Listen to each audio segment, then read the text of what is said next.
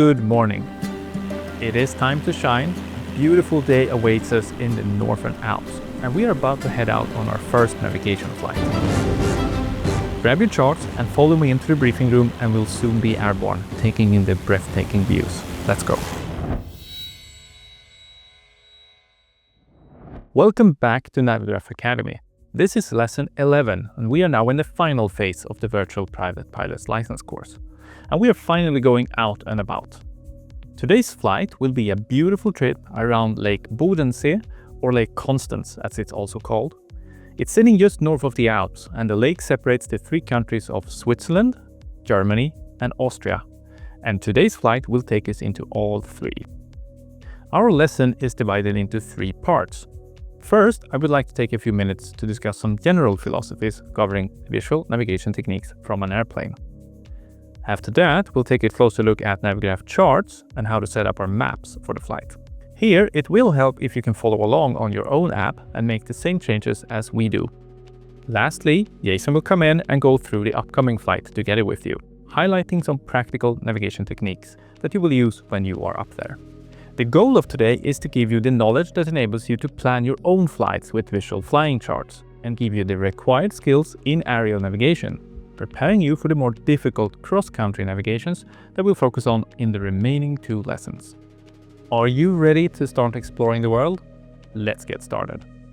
Visual navigation from the air has been a core part of flying since the dawn of aviation. During the majority of both world wars, pilots and navigators were primarily finding their way across continents using simple paper charts and the good old MyBall Mark I. Today we do practice the same visual flying technique with all new pilot students. And while visual navigation offers a challenge, it is also an amazing experience. Sometimes the views are simply breathtaking. There are some general principles that could be good to keep in mind as we plan our flights. First of all, we should talk about altitude. It is important that we fly at an altitude tailored to what we are trying to achieve. To make an extreme example, it will be difficult for a search and rescue helicopter to properly find a person in a small life raft from 10,000 feet. But on the other hand, if the helicopter was to fly very slow and very low, it would struggle to see very far. Its field of view would be narrow, and it would risk missing the raft even if it passed very close to it. The same is true for us Cessna pilots. If we fly too high, it can be difficult to detect smaller features such as minor lakes, road junctions and individual houses. However, if we did choose to fly very low, we can't easily distinguish larger lakes, cities and the shapes of forested areas. It is therefore generally advisable to fly at a medium altitude, where we get the best of both worlds. A route altitude of about 1,500 to 3,000 feet above ground level is a good target. Moving on, finding one's way around the world solely based on visual cues may present some insidious challenges. Let's say we are planning to pass over a specific lake in this particular area. Looking at the region in Navigraph Charts, we can easily see that we have many good lakes to choose from. But sitting in the plane, how do we know which lake is the one we are actually targeting? As you can see here, many lakes may be the correct one. And if we simply look at the shapes, these ones may all be good candidates for our target. But in actuality, this view is not at all showing the correct lake. Our target lake is actually further along our route. We find the lake right here. This example makes it clear that we may suffer from a psychological fallacy referred to as confirmation bias. In confirmation bias, we find that if we tend to look for evidence that supports our assumption, in this example that the lake we're looking at is actually our target or our waypoint, we often do find evidence to suggest that we are right. We then take that evidence as confirmation that we have actually found our waypoint. As our example has shown, this often proves a false positive. For example, look here. This lake is connected to this area with a distinct shape, like this.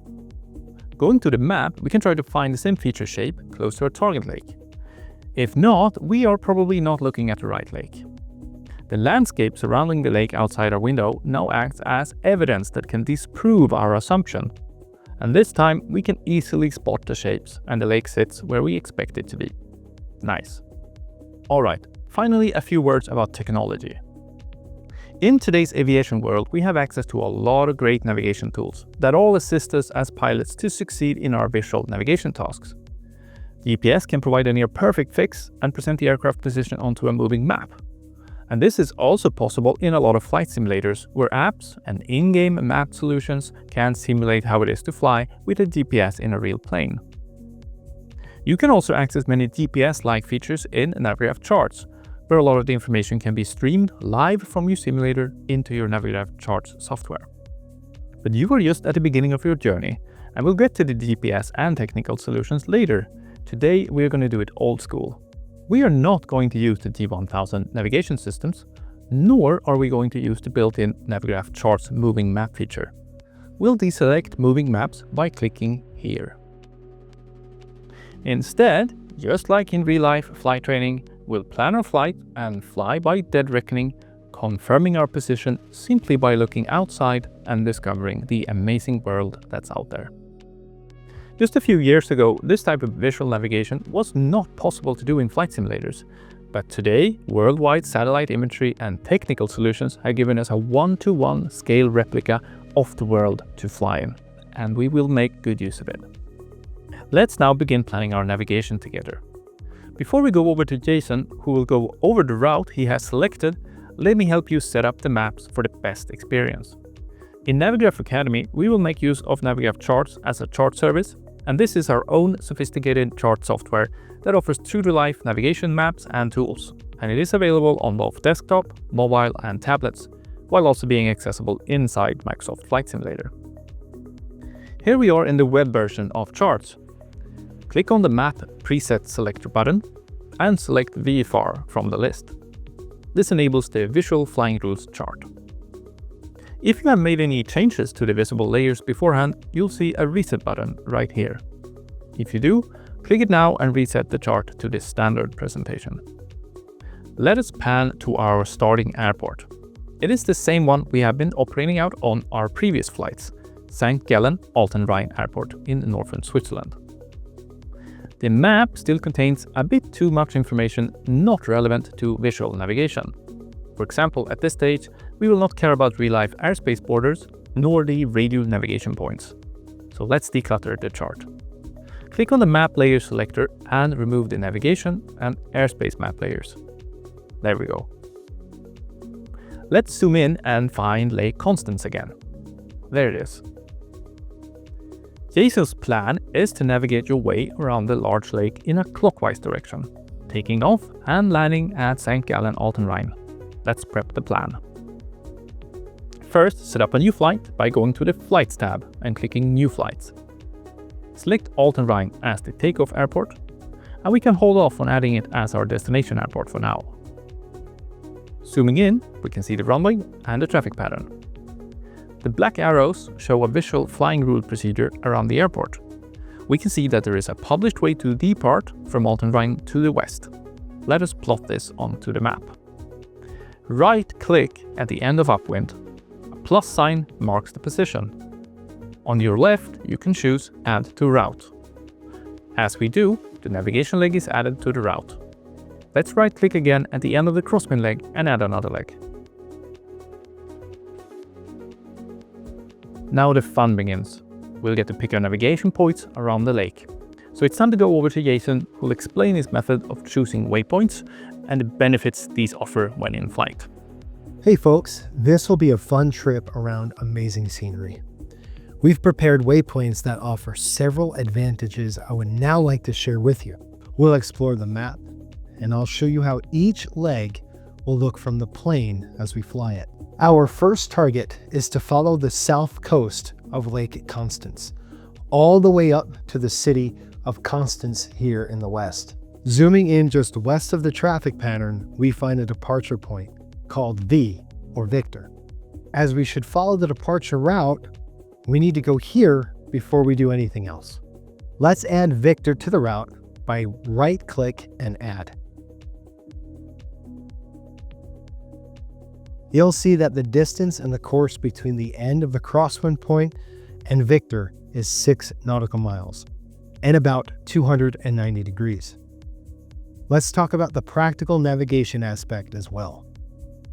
Once in the air, finding Point Victor can be tricky as it's in the middle of the lake. This means checking the surrounding terrain and finding two distant features that together triangulate the position of our target. For Victor, we have the small jut sticking out from Egnach and the large Y-shaped road crossing on the left. Victor should be located about here, right in between those points, at the cross-fix location. From the cockpit, you'll be able to spot Victor by the same triangulation like this. Great, we now know where Victor is. Let's pick our next waypoint now. We'll continue following the coastline, so a right turn northbound across this peninsula would be good. Since you'll be sitting on the left side of the aircraft when you fly the route, it is always a good idea to plan your track just right of the visual landmark you're tracking. In this case, we've picked a point east of the town of Ravensburg. As you can see here, coming up in the town, this small 90-degree turn in the coastline is easily visible on our left side. Nice, let's go further west and explore the area more. Looking all the way down Lake Constance, we can see a small island right here. This is a good visual target for navigation, as we could expect to see it contrasting the lake, even at a distance. Let's add that as our next target. We'll add our next waypoint so as to pass just right of it. If you'd like to amend any of the points you just added, you can click and hold for a second before dragging it to a new location. If you'd like to remove the point and add a new one, find the point in the route list at the top of the page and click Remove in the menu. As we fly this leg, you'll see that it helps if your chart is oriented in the direction of flight, like this. This is a great trick that we use in real airplanes too. Holding paper charts in the correct orientation as the course up orientation makes it easier to spot matching landscape features outside of the window ahead. As you could see, the terrain outside of the window now matches the terrain as it appears in the Navigraph charts. If you want, you can also tilt the digital chart like this to give a better view. You'll be surprised, but you could see much further than you expect. We're in an airplane after all. Looking far ahead, we can already see the far end of the Lake Constance. And call me crazy, but that over there should be our island, should it not? We can also see the inlet at the city of Constance to the left, which makes it even more likely. Coming closer, we could spot the island easily enough. The next leg is going to take us further west, following this large peninsula. Let us see if we can find a good waypoint. Lakes, small or big, are outstanding visual navigation points. They often stand out against the landscape and terrain, and the shapes of each individual lake often make them most unique and difficult to misidentify. We could see a nice lake sitting on the peninsula right here. As you could see, it's really prominent when viewed from above. Let's pick the northwestern point as the next waypoint for our flight. Back in the plane, we are approaching the island just outside of Constance. Before we even get there, start looking for your next waypoint, which is the lake we just selected. And look there, we can definitely see a large, long lake in the direction of the next leg. We turn and start tracking toward it. Down there is Constance. Nice town, and it is actually the birthplace of Graf Zeppelin, the inventor of the airship. What a nice day, huh? As we come closer to the lake on the peninsula, we can see it better. It is a narrow and long lake which matches what we see on the chart.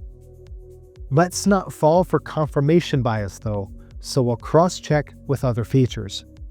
Looking outside, I can see a peninsula jutting out of this large town, situated alongside the lake. Looking back down on the chart, we can see the same thing here. We've confirmed that we're at our lake. Now, let's cross the narrow northern part of Lake Constance. Here, I can't find any potential lakes, so we'll have to settle for something else as a visual target.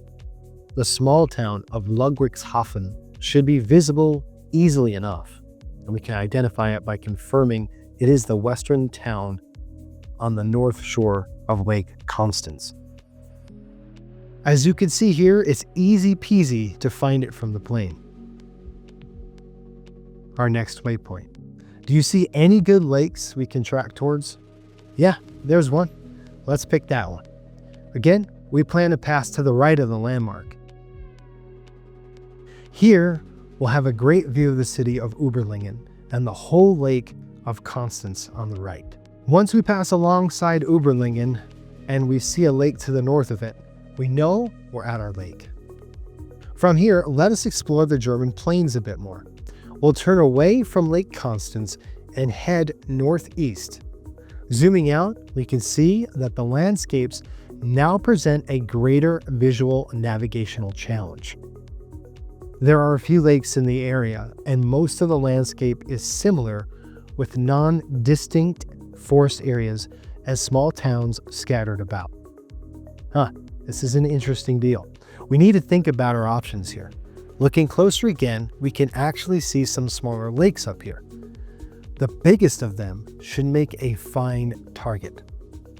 Let's pick a point just to the right of it. The leg is rather long and will not be able to see the small lake from the start of the leg. We can see here that the leg is 9 nautical miles. I have a trick for you. While 9 nautical miles may sound like a lot, the Cessna does almost 2 nautical miles a minute at cruise power, meaning this leg should take about 4 to 5 minutes to complete. We could time the leg starting a timer overhead Überlingen. We know we should pass close to the waypoint around 5 minutes later. But how can we make sure we're steering in the right direction? Luckily for us, we have an instrument for that, our heading indicator. So as we pass overhead the city of Überlingen, we turn towards our course. Looking at the chart, we could see that we should steer 060 degrees. If we want, we can use this knob to set a heading bug under the course. Turn it until the bug on the heading indicator is on 060. You can also read the heading bug degrees here. Now, we just need to keep the nose oriented toward the heading bug and keep track of our time. Of course, as we fly along this route, we need to make sure to keep our eyes on the chart. Halfway through our leg, approximately 2.5 minutes in, we should pass this town, situated just at the southeastern corner of this large forested area. And look, there it is. Raising our eyes, we can now spot the lake in the distance. Let us continue our trip eastbound. Do you like puzzles? Well, if you do, you may have heard of our next target, Ravensburg. This smallish German town is home to one of the world's leading puzzle-making companies. If you've ever completed a big puzzle, chances are you've done a Ravensburg one. A big town like Ravensburg is visible from some distance, so we should be able to spot it early. As for our waypoint, it'd be nice to see the town properly. Let's pick this little lake down right here as our target. Flying over Ravensburg, we can also try to spot this large turnpike here. I've heard the puzzle factory is quite close to it. This leg is also quite challenging. Let's try to keep our heading of 101 degrees accurately. Our distance is 12 miles, so this leg should take about 6 minutes to fly. Looking at the chart, we see that there's a few distinct features along the route. This forested area, which is somewhat star-shaped, could be visible. Looking outside here, I think I see it. Looking around it, I could see a small town to the right of it. That's also on the map. We're on the right track. Coming a little further east, we can now see Ravensburg clearly. The lake should just be up ahead. Yep, just where we would expect it to be. After our sightseeing, let's start heading southbound. We're going back home now. Let's dive back into the chart and see if we can plot our route to Altenrhein. The town of Tettnang has a nice intersection in the middle of it, and there's also a small lake there. Looks like a decent waypoint. Zooming out, we can also see that there's an airport just to the west of this waypoint. This airport, Friedrichshafen. Each year, this place is home to one of the largest general aviation fairs in the world. It's where a lot of the old Zeppelins were built and moored in the beginning of the last century. And it still today has an airship industry, one of the few left in the world. If you go here, you can book an airship tour around Lake Constance if you want. And speaking of the lake, there it is in the distance. When flying visually, it's important to look as far ahead as we can. Big, distinct features can sometimes be seen from tens of miles away. While Lake Constance does not provide us an exact fix yet, we know we're tracking generally in the right direction by comparing the shape of the shoreline. Coming closer, we can see an airport on our right. Looking at the map, we can confirm this is Friedrichshafen by seeing how close it is to the shore of the lake. In between us and the airport, we see a town. Looking outside, we could see a small lake at the eastern edge of the town. Back on the chart, we could see this lake. It all matches, and we've done our due diligence. That's our waypoint. All right, great work. Note here how I always connect distinct features such as the shapes of the lake with the other landscape. I then check my chart, verifying what I've seen in real life seems to match the chart I'm looking at. Now it's time to start heading home to Altenrhein. Zooming out, we can see we're approaching Lake Constance again. We can also see there's another visual flying roll procedure to come back to Altenrhein. Let's try to get to this point called E or Echo in the eastern end of the lake. At this point, it could be quite difficult to find. Let's first find a good waypoint on the northern shore. This small island should do fine and be easy to distinguish. Looking up, we can already see the island jutting out of the town. Lake Constance is now easy to spot, and we know we're in the right place, as we could cross-fix our waypoint with the eastern shore of the lake. As you come to this point, it would be a good time to run the descent checklist. We perform this checklist when we are either starting our descent to land or when we're approaching the destination airport. We're getting pretty close now, so it is a good idea to do it close to the end of this leg. Let's go through how it is performed. Mixture, checked at rich. Altimeters set to local pressure. For live weather, we could check this in Navigraph Charts. Approach procedure. Let's rehearse it. We will pass point east and turn for the base leg. Since we have no abeam point, it could be a good idea to start reducing power to 2000 RPM and select flaps 10 as we pass these juts. These juts, which actually mark the outlet of the River Rhine into the lake, offer a perfect visual landmark to steer our way correctly to the base leg. On the chart, let's set the final point for good measure. Now we can add Altenrhein as our destination too. Completing our plan after passing our waypoint, we'll turn southbound for a minute to point east, and then fly towards the base leg on the traffic pattern in Altenrhein. Don't forget to also run the before landing checklist as well. Zooming out, we could see the whole trip planned. Great work! We spent quite a lot of effort finding good visual landmarks. To recap, we've been careful to select waypoints that are easy to distinguish from the surrounding terrain, such as lakes or large islands. We've also ensured we've passed each point as to have the landmark on our left side. We've also talked about potential cross-fix landmarks, such as the airport at Friedrichshafen, to confirm our waypoint from the cockpit. It's a good thing to do. Nice work. This will be a fun flight for you. Before you leave for the flight, I'd like to make a few final suggestions. First, we should consider the terrain and the altitudes we plan to target on our flight. We recall that a good visual navigation altitude is around 2,000 feet above the ground. But how do we actually find that in feet above mean sea level, which is what we are going to be seeing on the altimeter in the aircraft? There is some rising terrain around Lake Constance, and the lake itself sits at around 1300 feet above mean sea level. Looking at the route, we find height markings. Coming in over the peninsula at the beginning of our flight, we can see that the highest terrain stretches to about 2100 feet above sea level. Across and on the northern side of the lake, we can see higher hills up to 2200 feet, and then a few peaks close to 2400 feet.